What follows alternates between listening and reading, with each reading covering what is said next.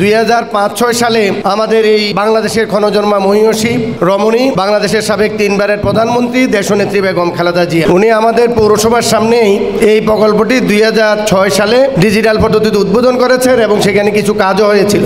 পরবর্তীতে 2007 সালের আন্তর্জাতিক ষড়যন্ত্রের মাধ্যমে 111 সরকার আসার কারণে এই প্রকল্পটির কাজ বন্ধ হয়ে যায়। এরপরে দীর্ঘ 16 বছর শুধু আমরা উন্নয়নের গল্প শুনেছি, কিন্তু বাস্তবে বন্যা থেকে হাত থেকে রক্ষা করার জন্য, ফেনীর মানুষকে রক্ষা করার জন্য কোনো পদক্ষেপে তারা নেয়নি।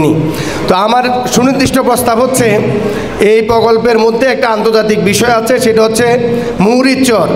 এই মুহুরীর চর যাতে ভারতীয় আধিপত্যবাদীরা যাতে দখল করতে না পারে সে ব্যাপারে পদক্ষেপ আপনারা জানেন। ওরা সবসময় এই গত 4 দিন আগেও আমাদের এখানে সীমান্তে বাংলাদেশের 2 জন লোককে তারা নির্মমভাবে হত্যা করেছে। সীমান্ত হত্যা বন্ধ নেই।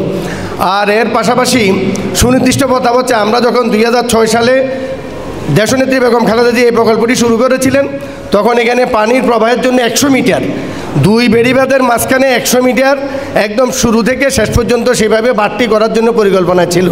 তো সেভাবে যদি করা হয়, আজকে যেটা শুরুতে উপস্থাপনা করেছে আমাদের পানি উন্নয়ন বোর্ডের বিশেষজ্ঞ, তো আপনার সেভাবে 100 মিটার যদি রাখা হয় এটা।